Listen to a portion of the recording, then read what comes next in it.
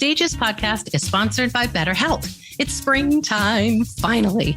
It's a time for renewal and letting go. And one of my favorite things to do is to open my closet and get tossing. I let go of so many things that don't serve me and don't reflect who I am anymore. I make space. And guess what? You can do this with your inner closet as well, as we say in yoga. Relationships, patterns, habits that you have outgrown that don't serve you, well, you get to toss those too. You get to make space inside of your spirit, and you get to decide what you're going to fill it with. It is very powerful, but it's not always easy because growth is sometimes challenging, but it is always good. And BetterHelp can help. A good therapist can give you tools to explore yourself. They offer customized online therapy, either on video or phone chat sessions.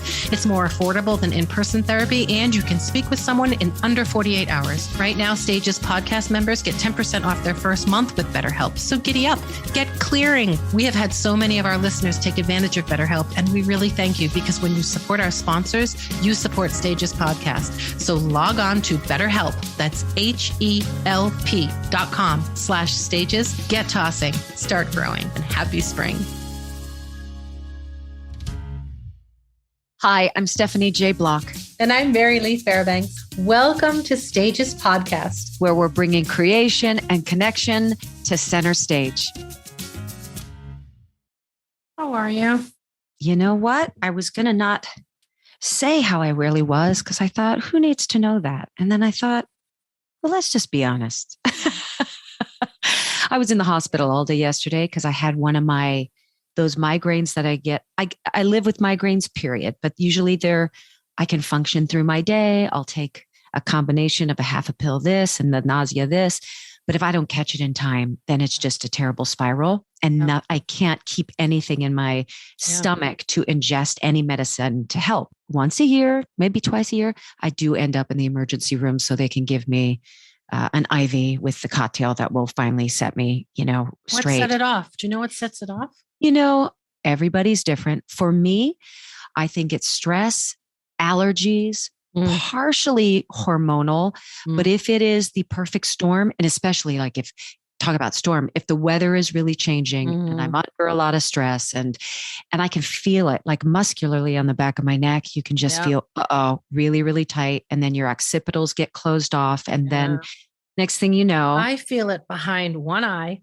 Oh yeah. That's where I feel my right eye too. My right eye too, Emma. Starts behind my eye. And then I'm like, oh God. And if I can get Excedrin migraine in quick enough, I can, and I have a little caffeine, I can avert it. The bottom line is I was like, do I say this? Should I even reveal this? Because I feel like it's always something, Stephanie. But then I thought it's always something, period, for everybody, whether it's traffic, whether it's a friend is sick, whether you've got a dog that needs your help. Like it really is always something. Yeah. Well, I spent the day yesterday in bed all day, 101 fever all day.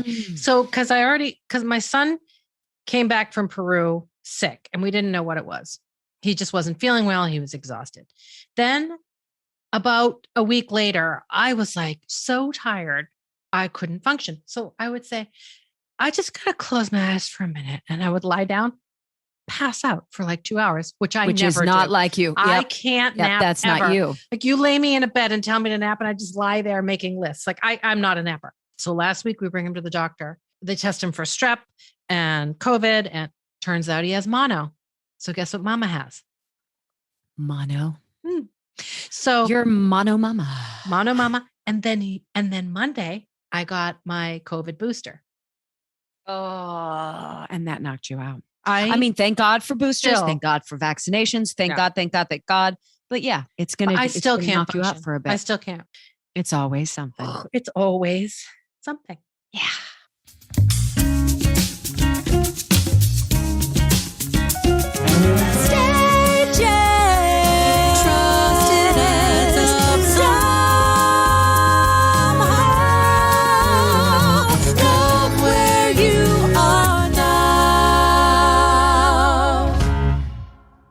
Today, we have a really special podcast for you.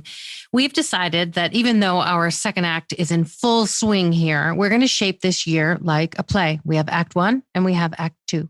And today is the finale of Act 1. But don't worry, Act 2 begins again on August 1st. we thought it would be a fun idea to go back and revisit a lot of our old guests and just bring you guys up to date on what they're doing now. We certainly did not get to everyone, but we picked names out of a hat and we did a bunch. I had such a good time editing this piece together because I got to go back and listen to so many episodes. And I was reminded of how fortunate that we have been to have these talented, generous, open-hearted guests say yes to us and share. I hope that it inspires you all to do the same, to go back and revisit the ones that were your favorites and maybe take a listen to some of the ones that you didn't get a chance to listen to the first time around. We will be back August 1st, and we hope you enjoy today's Act 1 finale. So we could start with Tony Awards. Oh, heavens.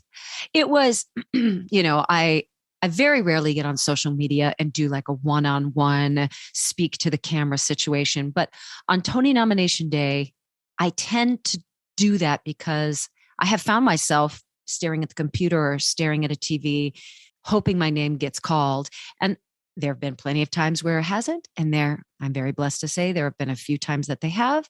And I know what that feels like. We like to say it's everything and nothing all at the same time, right? Mm-hmm. It feels like everything.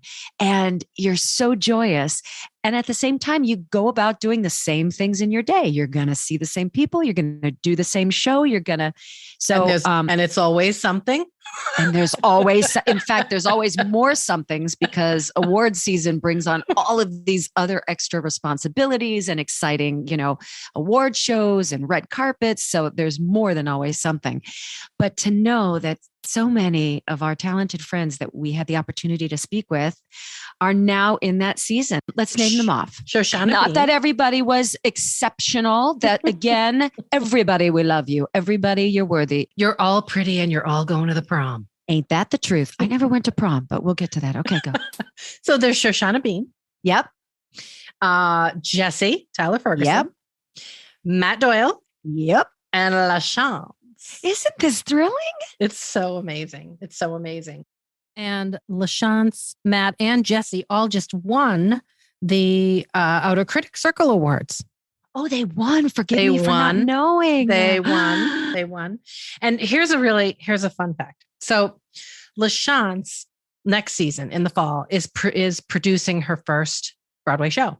Kimberly Akimbo. Yep, Kimberly Akimbo. So she's going in as a lead producer on that new show. When we talked to her, she talked about taking charge and like deciding where she was going to move her career forward and making work for herself and deciding what she was going to do. And there were certain things she was no longer going to do. And here she is a year later doing everything she said that she was going to do. That was one thing that I noticed in a lot of our interviews that sat with me is that, life can take you and then just kind of you're riding the wave and all of a sudden 1 year has passed, 3 years have passed, 5 years have passed. And without that intentionality, you can get lost in a life that has, taken you by hostage a little bit. Right. And a lot of our guests decided, I'm not doing that anymore. I'm still going to be flexible and resilient and find the balance. Yeah. But I'm also going to say, this is what I'm going to curate for my life. And she's doing that, Keisha Lewis is doing that. It's really beautiful to see. I was just going to say that because that was very specifically what Keisha Lewis said, like, you shape it. It doesn't get to shape you. That's right. And it's about facing fears too, right? And so one of the things we talked about with LaChance was her fear of, because we were on our way to Rwanda and she was petrified to go see the gorillas. The gorillas. So she talked about that fear. And I'm happy to say that she did see the gorillas and she did not die. No, on the top. She actually led the charge. She was in the front of everybody else. She's like, come. Look at this. I was like, girl, you're supposed to be in the back being scared. You're leading. Oh, God. So she's doing great. And then one of our other early interviews was Kiala. Yes. And she was in she's in the West End now, right? She is. She's in a Juliet, the musical. Yes. Yeah. So she's the nurse. I don't know much about Juliet. I think I need to go back and because they just recently cast it here in the States. And it is a take, I believe, on Romeo and Juliet, and focusing on Juliet and the nurse. But, underscored with this really cool pop drive score. So I wonder if she's going to do it here. You think she's going to do it here? That's a good question. I don't know. I think Keala's going to stay in the West End. I don't believe her. They would have made a big bells and whistles announcement if she were going to be coming. Yeah. She's amazing. She is amazing. I was really happy to see how far she came, because I know she really was in a transition point when we talked to her. She was just starting to pack up her house. Remember, Chris, her kitchen was empty, and she gave us the tour of her empty kitchen, and she was moving to England, and she was searching. Remember, she was calling herself Uncountried, and she was searching for that place to belong. And so the clip I'm about to play is when we talked to Keala about being an empath and how that impacts her performance. Or if you were even able to send a message to someone, like, you get probably millions of, pieces of fan mail or messages on social media daily as reminders that people are listening and touched by what you shared. Yeah.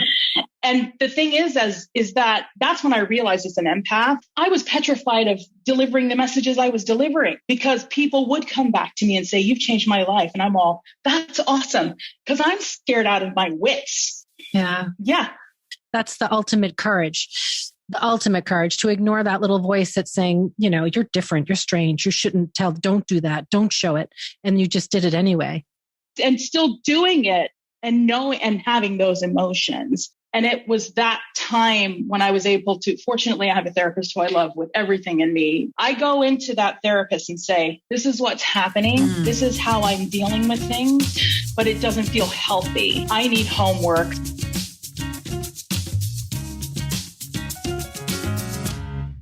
These are the first 3 interviews that we did, right? So it was LaChance, Jason, Gra.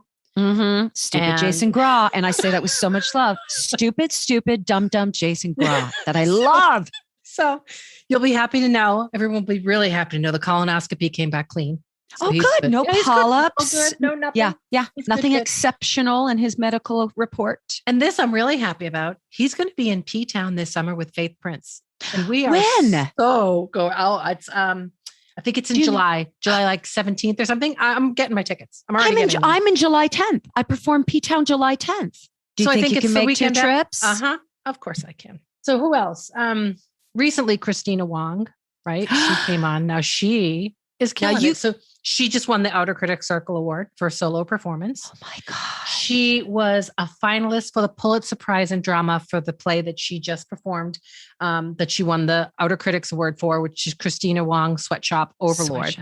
Which, if you think about it, if I remember correctly, she didn't necessarily have a script for that. It was happening in real time, and she was kind of filming it from her, many different computers, but because it was all happening so fast and the creation of the masks and all of the things that were necessary during the time of COVID, she just jumped in and said, let's make something. And it was so topical and so powerful. Yep. Now a Pulitzer, it's amazing. Yeah. And that's Smart Fancy Award. It started out of her seeing a need in the world and jumping in to do something. She was just trying to make masks for, I think, the nurses, because people couldn't get masks. And she reached out to a bunch of her parents' friends that did a lot of sewing, and they started making masks. And yes, it started out as just this thing that she was filming to document on her computer, and it turned into an off-Broadway show and led to all of these wonderful surprises for her. So here in this clip,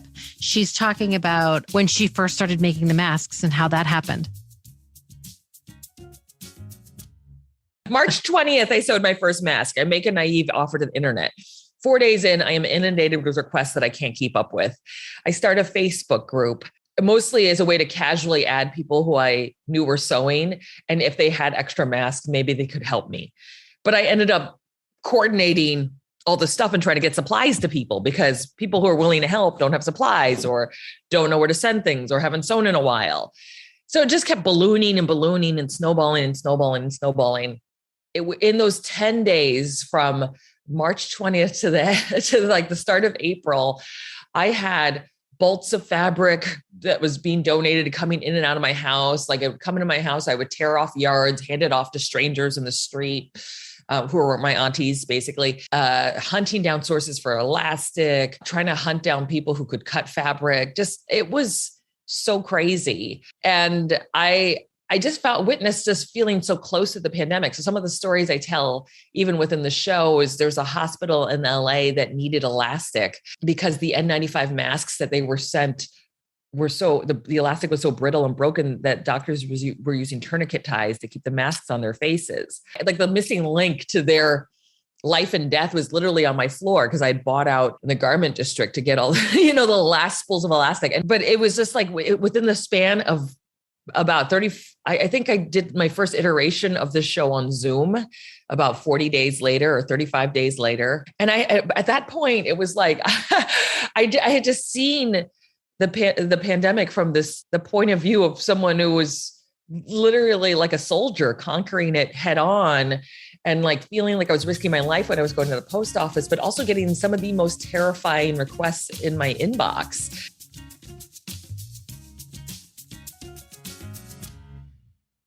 Talk about jumping in and going with something, and then it leads you to the most unexpected places. I just love that. Because the creation was pure. The creation was based out of a need and paying attention and being present. I don't think, I'm taking some liberties speaking on her behalf, but I don't think she would have ever thought, gosh, this is going to garner me all sorts of awards and attention. And, it literally was, let's just do good by the world, fill the need, and document it so people can watch it. And then to know that however long, a year later, the world not only watched it, it sat up and said, you deserve to be recognized artistically. And with the Pulitzer, that's like you're changing the world by what you're doing. We recognize that what you've created is literally a stamp for the here and the now and the historical. And it's really, really special. I hope she feels marvelous about it all. She was a really interesting guest. I remember being nervous when I was doing the research for her because it's clear she is brilliant. She doesn't see the world like other people. Anytime I speak with an author, a poet, a satirist, because of the way they look at the world and are able to either write it down or express themselves, like you said, outside of the box as like an outlier and allows us to see it in a completely different way, I too get very nervous because I think there's a depth and a richness to them that perhaps I'm not going to be able to hold a conversation because of how enlightened they are. Yeah. But really all you do is come to the table, listen, have the conversation, and then you leave feeling enlightened. But before that interview, hamana, what am I going to say? And that's how I felt going into the interview with James Lapine too, because he's such an idol of mine. Totally. So I was so nervous when I talked to him. And did you get to see Into the Woods at City Center? No, I'm sorry to say I didn't. I believe it or not, I was able to have lunch with James while it was going on my rehearsal schedule. I was just recently in New York for a little over 3 weeks doing a presentation of a new piece. I don't think I'm allowed to say, but a redux of a piece. And I was able to have lunch with Uncle James, and he had just come from one of the rehearsals. And I remember he was very proud. He was so happy with this rendition. And apparently he had gone back like 3 or 4 times, which says a lot. And the way he really loved the way that storytelling was happening at Encore. Do you think they'll move it to Broadway? Do you think they'll do anything further with it? I'm dying to see it. They left us. I mean, if we look at social media, City Center did leave us hanging with, the story isn't over. This was a moment in the woods, but that doesn't mean it's the ending of the moment. Oh, I love so that to me seems like a bit of a carrot. I want Sarah Bareilles to get a fantastic new series or like a major motion picture or perhaps a stadium tour so that maybe I could get in and audition for the Baker's Wife. I want us both to be blessed in that way. Wait, but she's in Girls 5 Ever? Yeah, but I believe they've already completed season 2 of filming. Damn it. And so I know. Listen, I want her to be ridiculously happy and ridiculously successful. And somehow I still want to be in her show. Well, when I got cast in Ragtime, I called my dad and I told him that I was an understudy, and he was like, "What? What does that mean?" I said, "Well, it means when she can't go on, I go on." And he's like, "So when she isn't on, you're on. I go, yeah, Dad, that's what understudy is. And he goes, uh-huh. So if she gets run over by a fish truck, you're on. Because my dad's a fisherman. So I was like, oh my God, Dad, please do not run Marcia Mitzman over with a fish truck. We could talk. We still have fish only trucks. good things. Oh, only good things for Okay. Sarah Bareilles. This we don't woman want is to an run Sarah angel that Bareilles. walks the earth. I'm sorry, But- Sarah. We won't run you over with a fish Sarah, truck.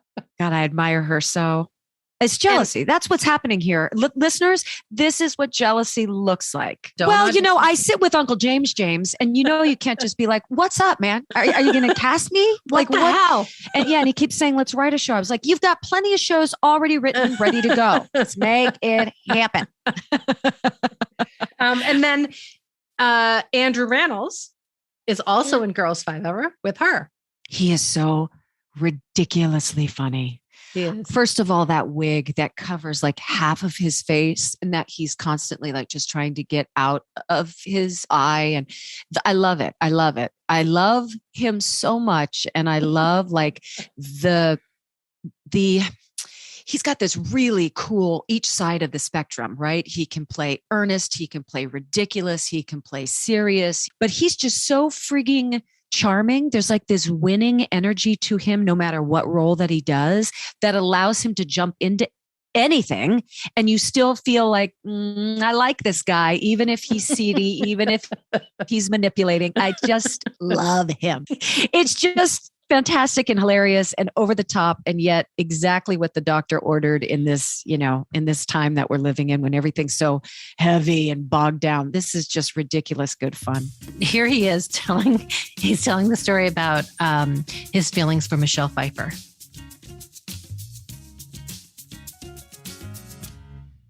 Just one more quick Grease 2 story. When I was in the Book of Mormon, and I would give the Broadway Care speech for like the 2 fundraising cycles that we do on the Broadway, Michelle Pfeiffer was in the audience one night, and she didn't know that there was going to be like a curtain speech. So like everybody, they're like standing up, and you're like, wait, like we're going to ask for some money. And she was walking up the aisle, and I was doing the speech that and then I screamed, Michelle Pfeiffer, I love you so much. I love you in Grease 2. Oh my God. And she turned around and like waved. And the rest of the cast was like, what happened to you? No. I honor you for that. You had a moment. Happened? You couldn't miss that moment. No, I was like, I might never see you again. So I just screamed it. And then I had to be back and be like, the Phyllis Newman's Women.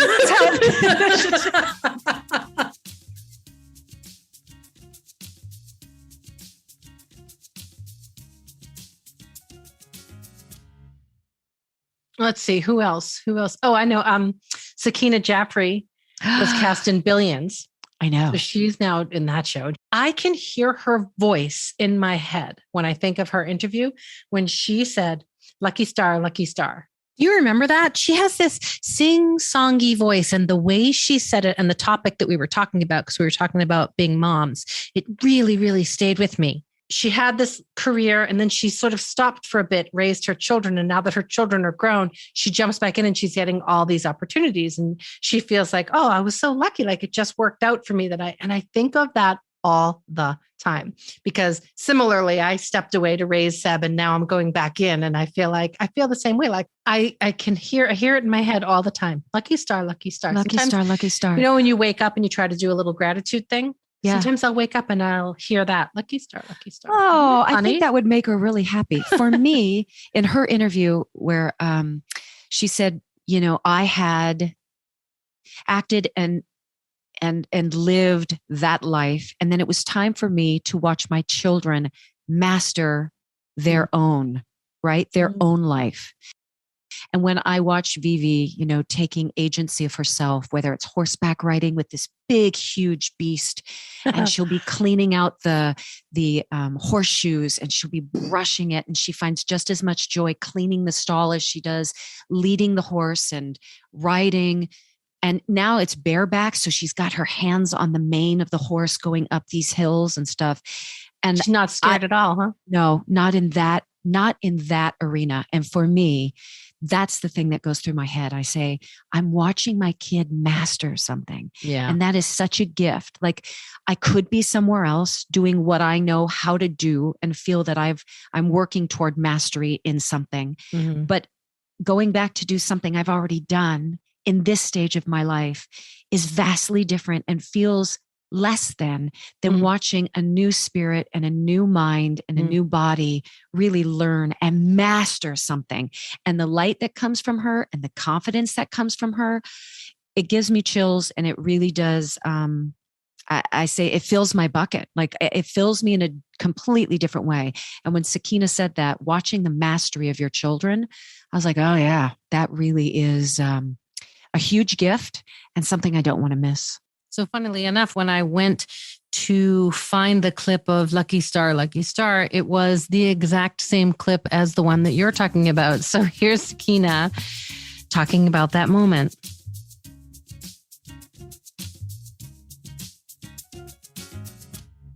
And yet always been acting. When I had the kids, like every year I would be doing a bunch of different projects, and I wouldn't do the stupid projects. Even way back then, I was like, it's not worth it for me to be away from my children. I want their self-esteem to grow. And how does it grow unless they're becoming masters of something themselves? And then are they becoming masters in your absence? Are they doing all the kung fu and all the ballet and all that stuff without anybody watching them? So like, that's been very much a part of my thinking. The weird thing for me is chug along as I do. And then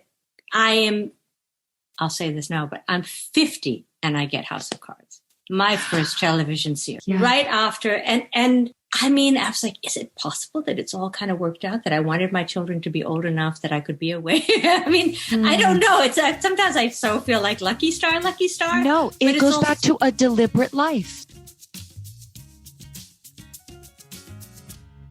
So I was talking to Rebecca Davis from Mind Leaps. Yes. And so what she's doing now, I mean, she has her Rwanda and Guinea projects that, she's already working on. She's bringing Kevin Zambro. He was a dancer in West Side Story. Oh, right. Yeah. He's going, I think, to Rwanda this year, or maybe to Guinea. And Mark Caserta. He was in Complexions of Contemporary Dance. So they're the two dancers that she's bringing with her. But she just launched a new project in New York City. And they're working in conjunction with a group called Children of Promise. And they work with children affected by mass incarceration. Oh, well, so there you have it. She just does so many great things, much like Kara, right? We just spoke with Kara, who's doing great things for children. And there's Rebecca doing the same thing, just helping children all over the world. It's really incredible. And in her personal life, I don't know if you saw, but she got engaged. I know. That's so great. To Bashir, who was there at Bashir. Yeah. Yes. Yeah. I think that's so beautiful. They both radiate such joy and such purpose. And I think those two words often align with each other. If you do have a deep sense of purpose and gratitude, then you will find great joy. And I remember when we met both of them in that hotel room in Rwanda, this overwhelming light that they brought into the room. Yeah, they're good people. They're great people. And let's see, who else? Oh, Jason Alexander, his podcast, Really. I reached out to him on Twitter and I was like, where is your podcast? Yeah. And we're all hungry for it. It's coming out in the fall. So okay, great. We still have to wait. Okay. All right. All right. Let's see Tamara Tooney. Tamara was up here in Boston for a little while filming the Whitney Houston biopic, I Want to Dance with Somebody. So she's playing Whitney's mom, and that comes out in December. I love the idea. I want them to change the title. I want to dance with somebody. I want you to change the title. All right. Well, do you have start that a power? campaign. Toonie might have that power. Toonie might. Toonie can get any. Let's see who else. Stephen Flaherty and Lynn Ahrens. They have their new show, Knoxville. Mm-hmm. It had the world premiere at Oslo Rep. They asked Seb to be a part of it, and he unfortunately couldn't. Okay, you have to understand. There are certain composer teams, you do understand this, of course, that are just special. And if we were to have somebody score our life, it would be Lynn and Stephen. There's just something about their music for both Sebastian and myself that hits a chord in us that brings up emotion, takes us to a different place. And it's remarkable. So anytime they actually inquired about his participation for Anastasia, but I don't know if you know Sebastian's background, where his grandmother was the last, Romanov princess. And so his mother lovingly said, it would be very difficult for me to see the storytelling and the liberties that have to be taken and the sort of theatrical aspect with which they would tell this story. Yeah. It would be difficult for me. And plus, I believe they wanted him for the role, the one that kind of led the charge that would have attacked his family. Oh my gosh, essentially. That's crazy. So he had to say graciously, thank you so much for thinking of me, but this project, I can't tell this story. And then when Knoxville came around, he really wanted to make it work. But because of the out of town and where it timed out in our personal life again, it wasn't going to work with all the moving parts of our life. But when your dream composers ask you to be a part of something, of anything, it really is one of those considerations where even though all of the bells in you are saying, this isn't going to work, you still try to do everything you can. And like we say, sometimes you want to white knuckle and want to make it happen because this call just seems so vitally important artistically. But he's had to release both of these opportunities with them. I hope it comes back around again. I'm actually going, I think when this airs, this might be post announcement, but I have a concert coming up this weekend in New York City. So that's May 22nd. So yes, sorry, everybody, you've missed the concert. It went so great. I was in the best voice ever. Buy tickets for the next one. But it's titled Stephanie Sings the Stevens. And it's, Stephen Sondheim, Schwartz, and Flaherty. And Flaherty's coming. Nice. It will be so, so, so special to have I'll try to come down. I'll try to get there. Oh, that's so nice. Yeah. Okay. Yeah. Okay. I'll send you all the information. I would send it out to everybody. But again, it was sold out, y'all. And it was just one of those New York moments, God, I was good. Oh my gosh. Donna Murphy is right now filming her second season of Gilded Age. Oh my God. And I know this seems so superficial, but has never looked better in her whole frickin' life. So irritating. Oh, it's so irritating. The glamour that she is putting out there right now is so, so beautiful. I want to attain to that. It's just beautiful to watch how she's always been Donna Murphy, but this new sort of phase, this new stage where she is blossoming literally into sort of like this beauty icon is really something. So we mentioned Kiala in the West End. Gavin Lee is also in the West End. He's playing Lumiere in Disney's new version of Beauty and the Beast. It's doing really, really well over there. And it does have a different look to it. An edgier, right? Disney can be soft, especially, in the Renaissance of the 90s with Little Mermaid and Beauty and the Beast. And they've now kind of just given it a new look. It is slated to go. It doesn't have an exact date, but the hope, of course, is to bring it back to Broadway. So, nice. He made this really big leap. He's from London, or he's from England. And, he did have to make the commitment of, a little while over there. We had talked to him about the sort of balance and understanding between him and his gorgeous wife, Emily, and how they take turns and how that conversation has to keep going about who can go when and what that you use the term ebb and flow in your professional life. So they had to make the decision that him going overseas and being a part of this cast, which hopefully eventually will bring him back to New York, his commitment had to be over a year. So you have to look at that. Wow, to be away from your family for over a year. And he stays up till like midnight so he can be with the family on FaceTime to share dinner with them. So after a really long 2-show day or whatever, he's keeping his eyes open to be with his family. So it's really beautiful to see that dynamic of what it takes to have this working marriage and to still be in the business and to plant the seeds for what might come in the future that will benefit everybody. So in this next clip with Gavin Lee, he talks about the first time he ever saw his wife. And Emily, my wife, had never been to New York. She'd been to London with her high school choir when she was 15. So she chose London. So her and her dad went on a flight to London, auditioned for 3 or 4 drama schools and got into one. And then she had 3 glorious years being an American student in a British theatre college. And I actually came in to her college and choreographed her year's graduation show, like the showcase they do in front of the agents. Sure. Wow. And I have to say, I didn't ask her out until the graduation was over. She graduated. But did you notice her? Did you think, ooh, she's beautiful? Like, was it one of those things you sort of saw her across the room and said, oh, I can't wait for graduation day? So next up, we have Kirsten Gilardi. She's amazing. She's doing what she's always doing, which is, not much, just saving the planet and saving animals. And she's really, really incredible. Rwanda just was voted in Forbes magazine one of the top places for a solo female traveler to go. So it's just safe and beautiful and clean. And I can't say enough about Rwanda. It is truly a spirit-altering place. It changes the way you see the world when you go there. So if any of you want to go there and check out the gorillas, you go up to those volcanoes and it's indescribably beautiful. The first time we went up to go trek with the gorillas, I was looking to the right, and there is this massive structure of I'm going to say a mama gorilla holding a baby gorilla, but they take the baby gorillas there to name them. Yeah. Is that right? They don't take the babies down there to name. They just have a ceremony. They don't remove the babies from the wild ever. I mean, I think unless they're wounded or they need serious help. But when they do name them, it's just this big, wonderful ceremony. I think that's in September.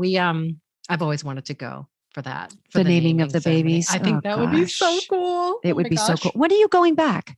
I should say, when are we? Well, Michael's going back in July. I am not going back this summer, but next summer we're planning another biggie. Okay. With some of the guests who've been on the show. It's going to be really fun. We're going back. That is fun. Yeah, I'll plan it. I'll put it all together. Don't worry. Next summer, though. Next summer. What about Annalee Ashford? What's she doing besides her TV shows? She's doing everything. Well, sad to announce, they did go ahead. CBS canceled. I didn't know. I know. Be positive. So both she and Linda Lavin are so dear to me, and they're both, as you would expect, very, very disappointed, but so grateful for being able to create such a smart show, a kind show, a funny show. But I never, ever have concerns about what's next for Annalee Ashford. She's amazing. Yeah, she's just amazing. What about Megan Hilty? What's she doing? Megan is, she's the concert queen. Everybody wants her. I will be very honest. I'll be like, what about this venue? Could we share the same concert booker? And I'll be like, hi, Rachel. So what's happening there? Yeah, they want Megan. Yeah, what's going on with this venue in India? Yeah, Megan's booked there. So, she is everywhere, singing her face off, doing voiceovers galore, which really is a gift. I'm going to say a gift for anyone, but especially when you're a parent. So I think she's on 3 different animated series right now. And to have that sort of flexibility in your life, coveted job. I don't think we have enough time to keep going through everybody. Well, then we invite you. Hey, everybody, truly, we invite you to go back, look at our index of all these incredible human and artists that we've spoken to.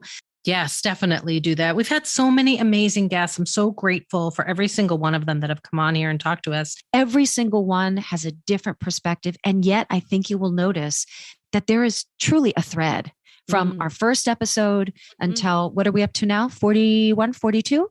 No, I think 46 maybe. Are you kidding? I don't even know. I've lost count. That's how much fun we're having. And that's how beautiful, right? Yeah. I think one of the themes, like if we had to say 3 themes that go through almost every episode, I think just say yes is definitely one. People who just jump in and say yes to whatever the opportunity or whatever life brings. What would you say? Gratitude. Totally. Yes. Yep. That's another one. And I think self-direction, like deciding what your life is going to be, other than allowing, not just going with the flow, but deciding this is what my life is going to be. And it seems like most of the people that we spoke to have touched on those things. I agree. Pretty And incredible. I read a phrase just recently, and I think that Stages podcast and our interviews really reflects what was said. And it says, go back and listen or read and learn, and don't use it as a recipe, but as a menu. Pick and choose what is going to feed you. You don't have to put in all the ingredients that we put out there, but use it as a menu, Yeah, and I thought, oh, that's really, really great. That is really great. I know as an interviewer, when I hang up or when we do what struck a chord with us, that's what I do. I take certain bits and pieces of every single interview and say, aha, that's applicable to my life. Every time I hang up, I literally leave my office and run to my husband's office and go, oh my God, that was the best interview ever. I love them. He goes, every single interview, that's what you say. You come running in and you say the same thing. I'm like, I do? He's like, yeah, you do. Can I tell you how excited that makes me? Because knowing you and the way you love animals way more than people, I really do feel that this, what we have set out to do has also softened your heart a little bit. Only to theater people. No, I shouldn't say that.